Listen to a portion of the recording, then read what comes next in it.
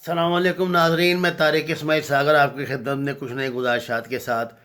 ناظرین، جب روس نے افغانستان سے نکلنے کا اعلان کیا تو نوائے وقت میں ہم نے نوائے وقت فورم پہ ایک مذاکرہ کروایا جس کا عنوان تھا کہ روس کی افغانستان سے روانگی کے بعد وہاں کی صورتحال کیا ہوگی، مطلب کس طرح حکومت بنے گی، کس طرح مجاہدین جو اتنے گروپوں میں بٹے ہوئے ہیں آپس میں بیٹھ کے کیا مطلب اس کی شکل کیا بنے گی.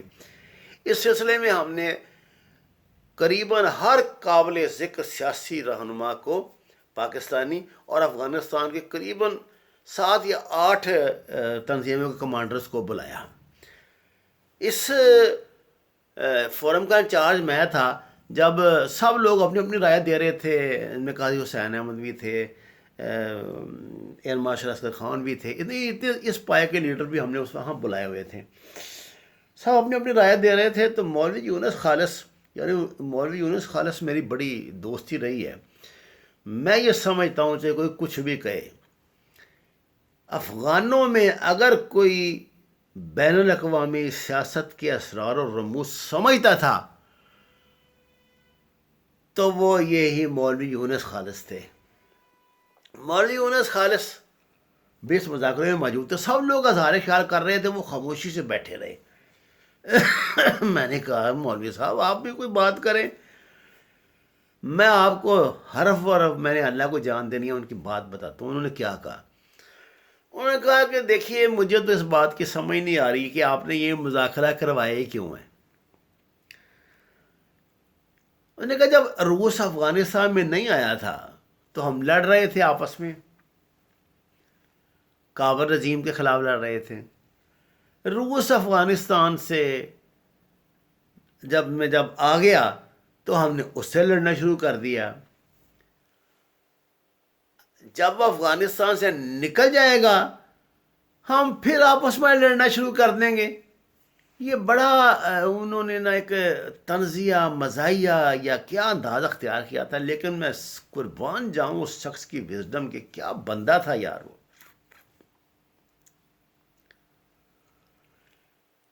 جیسے ہی روس نے افغانستان سے نکلنے کا اعلان کیا مجاہدین نے آپس میں لڑنا شروع کر دیا.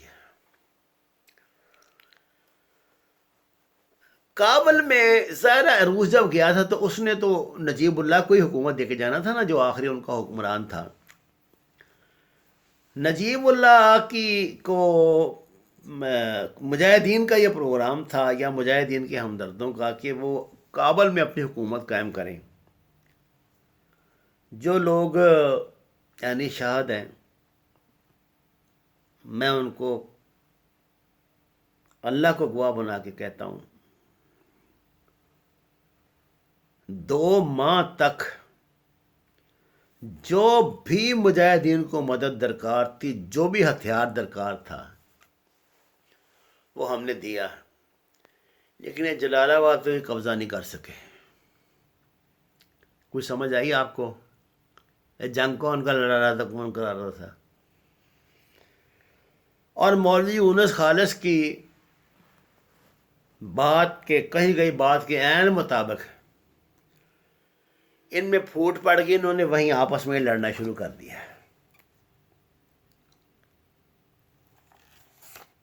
یہ جہاد ہو رہا تھا نا. اب میں نے کچھ اپنی میرے ذہن میں باتیں تو ہیں، لیکن آپ کو ایک تسلسل قائم رکھنے کے لیے کبھی کبھی میں اپنی کتاب میں سے بھی نا چیزیں جو لکھی ہوئی ہیں پڑھ دیتا ہوں.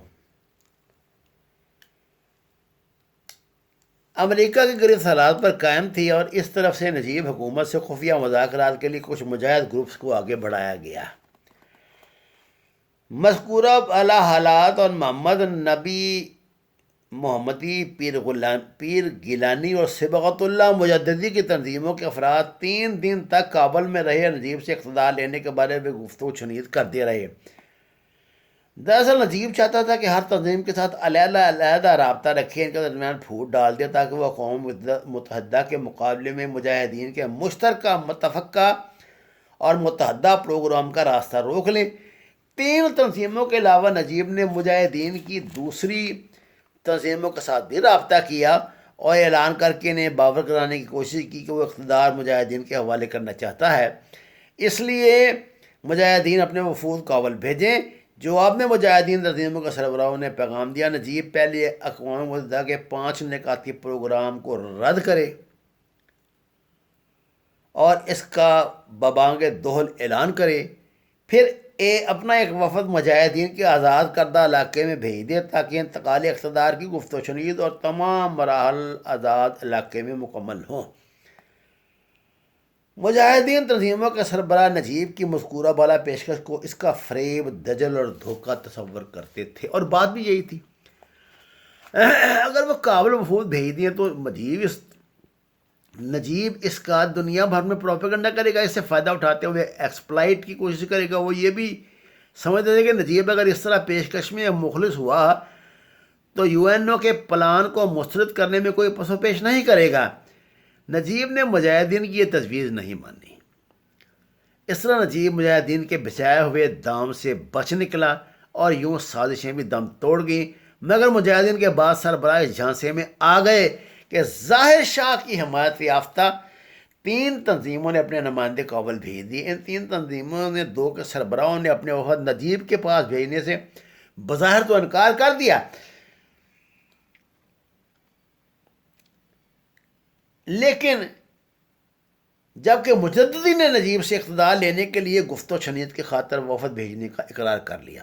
ان تینوں تنظیموں کے وفود اور نمائندوں کی کابل موجودگی کی خبر بڑی تنظیموں کے ان لوگوں نے دی جو کابل حکومت کے اندر خفیہ طور پہ کام کر رہے تھے۔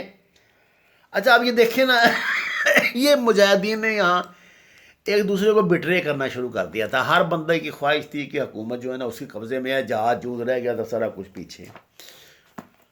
میں آپ کو کیا بتاؤں، جب یہ لوگ آپس میں لڑتے تھے نا، یہ جن کے میں نے نام لیے ہیں، اور حکمت یار گروپ اور دوگر گروپ، یہ آپس میں جب یہ لڑنا شروع ہوئے تو جس بندے نے کسی دوسرے کو کسی چھوٹے سے مقام پہ ہرا دیا، اب وہاں کی ان کی جو خواتین ہیں وہ ان کی کنیزیں ہوتی تھیں، جو ان کے مرد ہیں جو اسیر ہو جاتے تھے نا ان کے پاس، وہ ان کے غلام ہوتے تھے۔ آپ اندازہ کریں، انہوں نے وہاں غلاموں اور کنیزوں والا سلسلہ بھی وہیں شروع کر دیا تھا۔ اگر کوئی صاحب میں جرت ہے تو اس بات سے انکار کر کے دکھائیں کہ ایسا نہیں ہوا تھا، اور یہ مسلمان تھے آپس میں۔ جب ہم تحقیق کریں گے نا، میں زیادہ نہیں، پچھلے صرف 50 سال کی بات کرتا ہوں، جتنے مسلمان شہید ہوئے ہیں یا مارے گئے ہیں، جو بھی آپ سمجھ لیں، ان میں سے دشمن کی سازشوں سے، میں دشمن کی سازش کو نہیں مانتا۔ یہ بات کہہ دینا کہ جی پاکستان میں کی ناکامی یا سعودی عرب کی ناکامی یا مصر کی ناکامی یہ کا ذمہ دار اسرائیل یا امریکہ ہے، میں نہیں یہ بات مانتا۔ آپ کے اپنے جو غلطیاں ہوتی ہیں نا، وہ پردہ ڈالنے کے لیے آپ کانسپریسی تھیوریاں بناتے رہیں، لیکن اصلیت یہ نہیں ہوتی۔ اب دیکھیں نا، جو جنگ، یہ جو عراق میں جنگ ہوئی، اب لیبیا میں ہوئی، پہلے یہ بیروت میں ہوئی تھی، اب شام میں ہو رہی ہے، ہزاروں نہیں لاکھوں مسلمان قتل ہو چکے ہیں۔ واللہ اگر یہ قتل ہونے والے مسلمانوں کی تعداد فرض کیا اب 10 لاکھ ہے نا، تو ان میں سے امریکہ نے یا اسرائیل نے 1 لاکھ بھی نہیں قتل کیے ہوں گے، 9 لاکھ ہم نے آپس میں ہی کیے ہیں، اور ہر ایک نے اسلام کے نام پہ دوسرے کی ایسی تہذیب کی ہے، کیونکہ ہر ایک یہ سمجھتا ہے کہ میں ہی سچا اسلام لے کے آؤں، یہ جھوٹا اسلام لے کے آئے۔ یہ داعش کیا کرتی ہے؟ داعش کیا کہتی ہے؟ وہ اپنے آپ کو، وہ تو خلافت کا دعویٰ بھی کرتے ہیں اور لڑتے ان سے ہیں۔ یہ بڑا ہمارا عجیب و غریب ہے نا قسم کے خیالات ہیں، اور ہم ان کو جہاد کا نام، سارے جہادی بنے ہوئے ہیں، جو مرضی جہادی بن جائے اٹھ کے۔ اچھا 10 اپریل 1992 کو ایک بار پھر نجیب نے اعلان کیا کہ عبوری حکومت بنے یا نہ بنے، اپریل کے آخر تک میں اقتدار سے الگ ہو جاؤں گا۔ یہ بیان دراصل جنیوا میں اقوام متحدہ کے سیکرٹری جنرل کی پریس کانفرنس کے لیے فضا ہموار کرنا تھا، جس کا موضوع تھا مستقبل کے خدشات یہ ہیں۔ اس کانفرنس میں 15 رکنی کمیٹی کا اعلان ہوا اور یو این او کے سیکرٹری جنرل بطرس غالی نے اعلان کیا کہ ان لوگوں پر تمام تنظیمیں اور دوسرے ادارے متفق ہیں۔ جنیوا میں بطرس غالی کے اس اعلان کے اتنے گہرے اور برے اثرات مرتب ہوئے کہ 45 گھنٹے بعد یہ 13 اپریل کو بینن سیوان نے جنیوا سے وضاحتی بیان جاری کیا، جس میں اعتراف کیا کہ ان کی ذمہ داری صرف ان ناموں کے انتخاب تک محدود ہے۔ حکومت افغان عوام اپنے لیڈروں سے مل کر بنائیں گے، وہ جلد پاکستان آ کے مجاہدین کمانڈرز اور پاکستانی حکومت سے بھی مشورہ کریں گے۔ میں آپ سے نا ایک درخواست کرنے لگا، ڈاکٹر مفکر احمد، ان سے زیادہ یہ افغانی مسلمان تھے اور دانشور تھے اور صحافی تھے بولے، اور بہت بڑے مجاہد بھی تھے۔ ڈاکٹر مفکر احمد نے ایک کتاب لکھی تھی ان واقعات پہ۔ میں اس کتاب کو دنیا کی مستند ترین، کیونکہ وہ خود جہاد کا حصہ تھے، تو وہ جو واقعات انہوں نے لکھے، اچھا یہ ڈاکٹر مفکر احمد صاحب کی کتاب جو ہے نا، یہ آپ کو جو منصورہ ہے نا لاہور میں، منصورہ جماعت اسلامی کا، منصورہ کے ارد گرد جو دکانیں بنی ہوئی ہیں ممکن ہے وہاں سے مل جائے، میں آپ کو اس کا اردو ترجمہ ہوا وہ آپ کو مل جائے گا۔ میں آپ سے خدا کا واسطہ کر کے اپیل کرتا ہوں کہ آپ وہ کتاب ضرور پڑھیں، کیونکہ اس جہاد میں بنیادی کردار تو جماعت اسلامی کا تھا، کوئی مانے یا نہ مانے۔ بعد میں کیا ہو گیا یہ مجھے نہیں پتا، لیکن ان دنوں جو بنیادی کردار تھا اس میں وہ جماعت اسلامی کا ہی تھا۔ میں آپ کو بتا رہا تھا کہ مجاہدین کے ان سے چلتے رہے ایک دن، اور اس دوران یہ آپس میں بھی لڑتے رہے۔ ایک دن جناب یہ ہوا کہ مجاہدین نے ایک دوسرے پہ حملہ شروع کر دیا، اور کسی نے اس کو پکڑ کے، نجیب احمد کو، اس کو مارا، اس کی لاش لٹکا دی وہاں پہ۔ یہ ہماری تاریخ ہے، ہم مارنے کے بعد لاش کی بے حرمتی ضرور کرتے ہیں۔ یہ سلسلہ حضرت امام حسین رضی اللہ تعالیٰ عنہ سے علیہ السلام سے کے دور سے جاری ہے، اور یہ عرب میں تو کم از کم یہ ضرور ہوتا ہے، چاہے آپ دیکھ لیں تاریخ پڑھ کے۔ میں آپ کو ایک بات بتاؤں، یہ جب گلبدین حکمت یار نے ایران میں پناہ لی ہے نا، تو ایران سے واپس آ کے 26 دسمبر 2006 آپ BBC، جیو، دنیا کے کسی نہ اس پہ یہ سن لیں حکمت یار نے کیا بیان دیا۔ گلبدین حکمت یار نے وہاں جو انہوں نے وہاں وقت گزارا تھا ایران میں پناہ لے کے، 26 دسمبر 2006 کو ایک اہم بیان جاری کیا، جس میں کہا کہ برطانیہ، امریکہ، ایران اور پاکستان نے افغانوں کو اپنے گھناؤنے مقاصد کے لیے استعمال کیا۔ یہ لوگ افغانستان میں پشتو بولنے والوں کو فارسی بولنے والوں سے اور شیعہ کو سنی سے لڑا کر اپنا الو سیدھا کرتے رہے۔ الحمدللہ باقاعدے آتے ہیں انجینئر گلبدین حکمت یار صاحب، جس کا جی چاہے اس کی تصدیق کر لے جا کے۔ میں آپ کو یہ بتا رہا ہوں کہ یہ جہاد تھا کیا اصل میں، اور اگر آپ ٹھنڈے دل سے میری باتیں سن لیں گے تو انشاءاللہ آپ کو کئی باتوں کی سمجھ بھی آ جائے گی۔ مجھے تفصیل میں نہیں جانا، لیکن میں آپ کو ایک بات بتا دوں کہ بنیادی بات یہ تھی کہ ایران نے ہمیشہ کی طرح نا، جو وہ شیعہ لیڈر تھے نا ہرات اور قندھار کے، ہرات کے اوپر خاص طور سے وہ جو مولوی کمانڈر اسماعیل اور دوسرے لوگ تھے، ان کو اپنے ساتھ ملایا تھا، اور صبغت اللہ مجددی اور تو یہ اس کے ساتھ تھے، یہ ان کے شمالی اتحاد کے ساتھ مل گئے تھے، انہوں نے مل کے شمالی اتحاد بنا لیا تھا، اور یہ ہمارے جو مجاہدین تھے انہوں نے آپس میں لڑنا شروع کر دیا تھا۔ احمد شاہ مسعود، خاص طور سے احمد شاہ مسعود اس کے خلاف ڈٹ گئے تھے۔ ان حالات میں پاکستان نے ہر ممکن کوشش کی، ہم نے ایک معاہدہ پشاور کروایا تھا، مجاہدین نے کر کے سے انکار کر دیا۔ واللہ ابھی تک یہ جو جنرل ناصر ہیں جو D G I S I تھے ان دنوں میں، آج کل وہ زیادہ تبلیغ میں وقت گزارتے ہیں. جس کا جی چاہے تبلیغی مقصد تبلیغی مرکز لاہور میں جا کے ان سے ملے. مجھ گناہ گار کو انہوں نے بات بتائی اور میں نے اللہ کو جان دینی لفظ و لفظ صحیح بات بتا.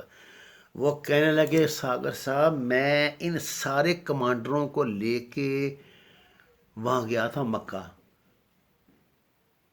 میں نے خانہ کعبہ کے اندر ان کو بٹھا کے ان کا معاہدہ کرایا. خانہ کعبہ کے اندر معاہدہ ہوا. یہ جنرل ناصر سے آپ بات پوچھ لیں. باہر نکل کے منکر ہو گئے، آپس میں لڑنے لگ گئے. بات بتائیے نا وجہ، یہ جہاد کے ثمرات یہ ہوتے ہیں. اچھا، ایران نے بھی اس میں بھرپور ادا کیا. ایران کو چھوڑے گا جی، اس کا جو ہمسائے ہیں، ظاہر ہے اس نے اپنی جو سازش تھی اپنے حساب سے کرایا. افغانستان کو لسانی، مذہبی اور نسلی بنیادوں پر مختلف حصوں میں تقسیم کرنے کے لیے امریکہ دوسری بڑی استعماری قوتوں کی دوڑ دھوپ اور سازشیں جاری تھی. اس سلسلے میں ان کا گڑھ جوڑ روز افزوں ترقی پر تھا، جبکہ اس ضمن میں ایران کا رویہ بھی ظالمانہ تھا. ایران اپنے دیگر اہداف کے علاوہ یہ بھی چاہتا تھا کہ افغانستان میں جنگ و جدال اور بحران و کشمکش جاری رہے. ایران کا خیال تھا کہ اگر افغانستان میں امن و امان کی صورتحال پیدا ہو گئی تو اس سے ایران کے اقتصادی مفادات کو نقصان پہنچے گا. بیرونی ممالک سے تجارتی تعلقات کے لیے سب سے آسان اور مختصر ترین راستہ سالانگ سے کابل جلال آباد روڈ کے ذریعے طورخم اور پھر کراچی کی بندرگاہ تک پہنچا جا سکتا ہے. یہ ایک ایسا راستہ ہے جس کو کم حصہ مرمت طلب ہے. اس راستے سے گاڑی دریائے آمو یعنی جیہو سے کراچی تک 4 دن میں پہنچ سکتی ہے. لیکن اس راستے کو استعمال کرنے کے لیے بنیادی ضرورت تھی کہ افغانستان میں امن قائم ہو. ایران یہ نہیں چاہتا تھا کہ دنیا کے مختلف ممالک افغانستان کے راستے وسط ایشیا کی تجارتی منڈیوں تک رسائی حاصل کریں، بلکہ ایران یہ چاہتا تھا کہ افغانستان کے بجائے وہ خود تجارتی راستے کا کام انجام دے. ایران چاہتا تھا کہ افغانستان میں مذہبی اور لسانی اختلافات کی آگ کو اور بھڑکائے تاکہ جنگ جاری رہے، افغانستان کو وسط ایشیا کے لیے تجارتی راستے کا کام دینے سے محروم رکھے اور ایران خود اس کی جگہ تجارتی راہداری کا کام سر انجام دیتا رہے. اس صورت میں ایران آذربائیجان کے راستے وسط ایشیا کے ساتھ اقوام عالم کی تجارت کا کام دے. دوسری بات یہ ہے کہ ایران کابل میں اسلامی حکومت کا قیام ایرانی انقلاب کے حامیوں کے زیر سایہ لانا چاہتا تھا، یعنی وہ جو ان کا شیعہ انقلاب تھا، کیونکہ موجودہ حکمران امریکہ کے ساتھ قریبی تعلقات قائم کرنے کا رجحان رکھتے تھے. اس لیے اس بات کا خدشہ اور احتمال ہے کہ اگر کابل میں ایسی حکومت قائم ہو گئی جو امریکہ کی مخالف ہو تو یہاں بھی لوگ ان کے خلاف نہ اٹھ کھڑے ہوں. اسی خدشہ بدنیتی کی بنیاد پہ ایران نے اشیاء خرد و نوش کے نام پر احمد شاہ مسعود کو اسلحہ گولہ بارود کے ٹرک بھیجے اور ان مہمات نے بڑی کامیابی کا مظاہرہ کیا تاکہ جنگ کو مزید جاری رکھا جا سکے. ایران کے یہ عزائم اور منصوبے روز بروز منکشف ہو رہے تھے. افغانستان میں چند محدود گروپوں اور تنظیموں کے اندر ایران کے خلاف رد عمل کے طور پر مقابلے کے احساسات پیدا ہونے لگے. حکمت یار نے کابل کی سازش میں ایرانی حکومت کی موجودگی کے خلاف جو موقف اختیار کیا تھا اس نے بلاخر ایک قومی اور ملی حیثیت بنا لی. انہی دنوں جب ایک طرف کابل کے سازش کے محرکات مختلف زاویوں سے منظر عام پر آ رہے تھے، لوگ اس سازش کے اسباب سے واقف ہو رہے تھے، تو دوسری طرف ربانی حکومت مستحکم مؤثر ہونے کے بجائے ربانی حکومت وہاں کام کر لی تھی نا کابل میں، اختلافات کا شکار ہونے لگی. 12 مئی 1992 کو رشید دوستم نے حکمت یار کو پیغام بھیجا کہ اگر ان کے قیدیوں کو آزاد کر دیا جائے اور آئندہ کے لیے ان کے لیے حکومت میں کچھ اعلیٰ عہدے اور مناسب مختص تقسیم کر لیا جائے تو کابل میں اپنے تمام مورچے حزب کے حوالے کر دیں گے اور حزب اسلامی کی تمام شرائط بشر چشم تسلیم کر لیں گے. اس طرح 15 مئی 1992 کو اسی طرح معاف کیجئے میں ذرا آج کل کچھ نزلے زکام کی اور بخار کی کیفیت سے گزر رہا ہوں تو کہیں کہیں مجھے اس طرح کرنا پڑ جاتا ہے. اس طرح 15 مئی 1992 کو سید کیان کے بیٹے منصوری نادری نے بھی حکمت یار کو اسی نوعیت کا پیغام بھیجا، لیکن حزب اسلامی نے ان تمام پیغامات کو شک کی بنیاد پہ مسترد کر دیا کہ یہ بھی کسی سازش کی کڑیاں نہ ہوں۔ بالآخر حکمت یار مسعود کے درمیان مذاکرات اور بات چیت مئی کے 4 تاریخ کو شروع ہو گئے۔ پاکستان ابھی ان زخموں پر بھی مرہم نہ رکھ پایا تھا جو امریکی دباؤ اس کی خوشنودی کے لیے مجددی حکومت کی حمایت میں اس کو لگے تھے کہ بعض دیگر مسائل کے سبب پاکستانی حکومت اور حکمت یار کے درمیان تعلقات میں مزید کشیدگی پیدا ہو گئی۔ 15 مئی 1992 کو حزب اسلامی کو اطلاع موصول ہوئی کہ پاکستان کی طرف سے کابل کو بھیجی گئی گندم میں سٹنگر میزائل چھپائے ہوئے ہیں۔ حزب اسلامی نے اطلاع دینے والے ذرائع اور افراد کے ناموں کو صیغہ راز میں رکھتے ہوئے اس اطلاع کی تصدیق کی کہ پاکستانی حکام کی طرف سے ایسا اقدام کیا گیا ہے، مگر اس میں کہاں تک صداقت ہے اس کے بارے میں کچھ نہ کہا گیا۔ اگر یہ سچ ہے تو اس سے پاکستانی حکومت کو کیا ہدف حاصل کرنا چاہتی تھی؟ آیا وہ چاہتے تھے کہ شینڈنڈ کے ہوائی اڈے سے حزب اسلامی کی احتمالی اور ممکنہ پروازوں کو روکا جا سکے، یا وہ کسی اہم افغانی لیڈر کا جہاز گرانے کے لیے استعمال کرنا چاہتے تھے؟ اس کا یہ بھی استعمال ہو سکتا تھا کہ یہ اسلحہ کابل سے دوستم کو نکالنے کے لیے استعمال کیا جائے۔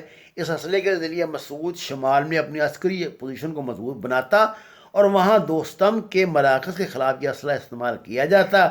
اس بارے میں کچھ حلقوں کو خیال تھا کہ جو میزائل گندم میں چھپا کے کابل حکومت کو بھیجے گئے، پاکستان کے سرکاری مقتدر حلقے سے بے خبر تھے۔ بالخصوص یہ بات پاکستان کے وزیر اعظم کے علم میں نہیں تھی۔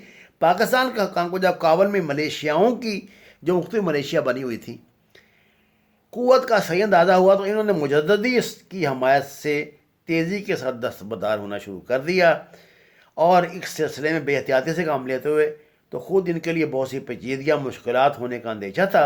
اگر مجددی صاحب کی حمایت جاری رکھتے تو پھر افغانستان کے مختلف قوموں میں احساس محرومی پیدا ہو سکتا تھا، یعنی پشتون، تاجک اور ازبک وغیرہ کا مسئلہ پیدا ہو سکتا تھا۔ نتیجہ تن ایک عظیم تر پختونستان کا مسئلہ دوبارہ کھڑا ہونا تھا، اور یہی تھی سی آئی اے کی پالیسی، یہی تھی ایران کی پالیسی، یہی تھی انڈیا کی پالیسی کہ وہ ان کو زبان کے مسئلے پہ تقسیم کریں اور عظیم تر پختونستان کا چکر میں ڈال کے آپ کو علم ہے مجاہدین نے کو کیا ضرورت تھی یہ ڈورنڈ لائن کا مسئلہ کھڑا کرنے کی۔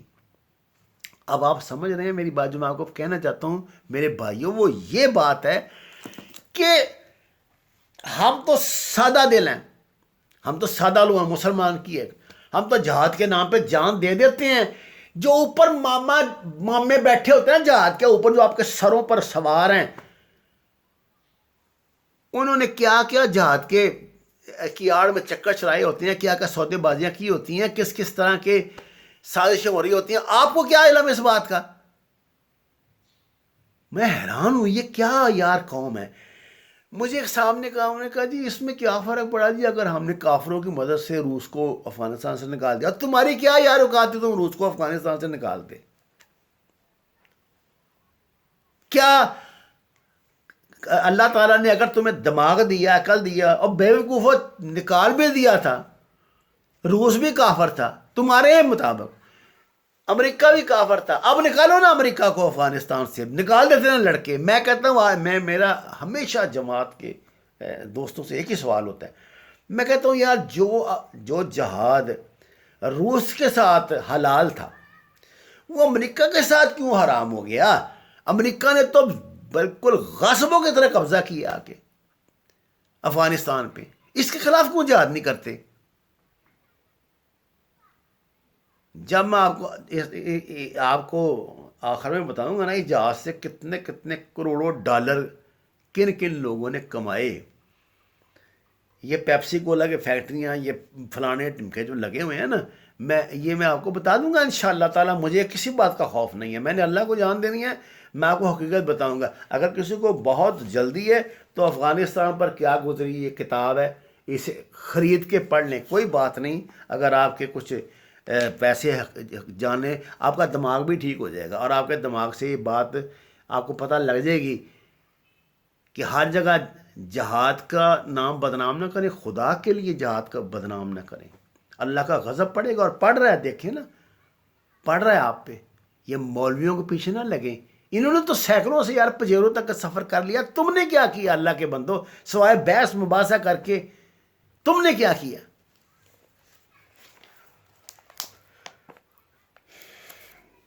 میں نے جو ڈاکٹر مفکر احمد کی کتاب آپ کو بتایا، اس کا جو نام ہے وہ ہے افغانستان کی کہانی حقائق کی زبانی. یہ اردو زبان میں چھپی ہوئی ہے. ڈاکٹر مفکر احمد خود اس جہاد کا بہت بڑا حصہ تھے. ان سے ذرا پوچھیں، وہ آپ کو بتائیں گے.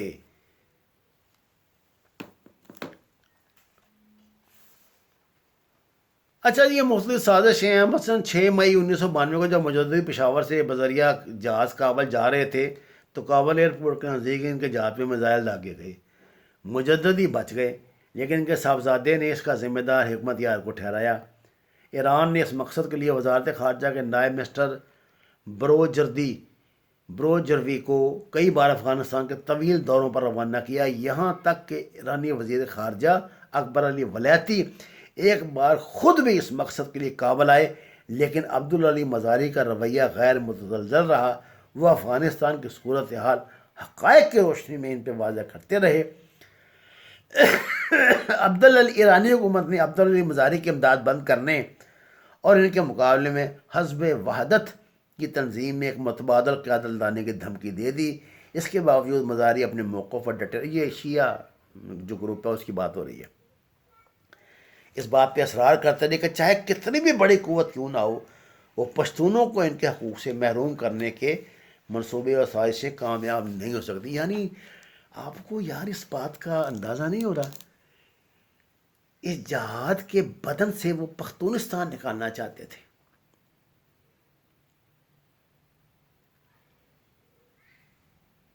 آپ کیا لوگ ہیں؟ اللہ نے آپ کو دماغ نہیں دیا؟ اسی بات پہ لڑائی. نہیں نہیں نہیں، ہم نے روس کو مارا تھا، روس کو بگایا تھا، خاک بگایا تھا، تو ہم نے خاک مارا تھا روس کو. طالبان کیا یار پاگل ہیں؟ روس کے ساتھ مذاکرات کر رہے ہیں. سب سے بڑا حمایتی اس وقت روس ہے طالبان کا. ہم تو مصلحت کچھ لوگ ہیں نا، وہ کم کا روس اس پوزیشن میں ہے کہ وہ مصلحت کی بھی ایک حد تک ہی جا سکتا ہے نا. وہ امریکہ کے برابر کی طاقت تو نہیں رہا، لیکن آج بھی طالبان وفد کہاں جاتا ہے مذاکرات کرنے کے لیے یار؟ اور آپ کے پاس یہ اطلاعات نہیں ہے کہ روس نے انہیں اسلحہ دیا جس سے وہ لڑ رہے ہیں؟ وہ روسی اسلحے سے لڑ رہے ہیں امریکہ کے خلاف. یہ بات درجنوں مرتبہ امریکن بھی کہہ چکے ہیں، ساری دنیا جانتی ہے اس حقیقت، کوئی نہیں جانتا. کیا وجہ ہے؟ یہ طالبان مجاہدین نہیں ہے؟ اگر اتنا ہی نہیں اعتماد تھا تو یہ امریکہ کے ساتھ ہی لگے رہتے پھر.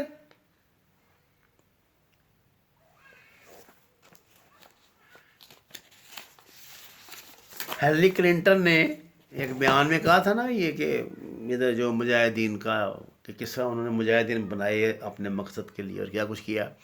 اس میں ایک بڑی خوبصورت بات اس نے اس زمانے میں اسامہ بن لادن سے 100,000 گنا زیادہ عالمی سطح پہ خطرناک لوگ جو ہیں وہ پاکستان میں، افغانستان میں موجود تھے. امریکہ کو چاہیے تھا کہ جب یہ انہوں نے روس کو ٹکڑے ٹکڑے کر دیا تو وہ ان کو لے لیتے، گنتانامو میں جا کے بند کر دیتے. امریکہ نے کیوں نہیں لیے جی؟ وہ اسامہ بن لادن اس سے 50 درجے نیچے کا لیڈر تھا. خدا کے بندو، اس ایک بندے کے لیے امریکہ نے افغانستان پہ حملہ کر دیا، اور وہ جو درجنوں اس کے اپنے بنائے ہوئے تھے، وہ ابن اعظام کے، ابن خزام، کیا کیا نام تھے ان کے، جو اپنے ملکوں میں وانٹڈ دہشت گرد تھے، وہ کہاں گئے؟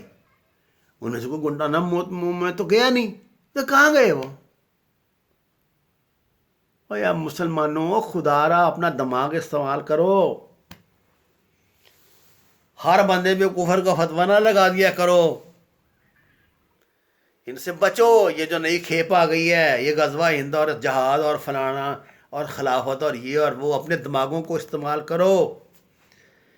ایک بات کی بظاہر ایک سیدھی سادھی بات ہوتی ہے، اس کے بدن سے کیا کیا سازشیں جنم لیتی ہیں، کیا کیا کچھ ہوتا ہے،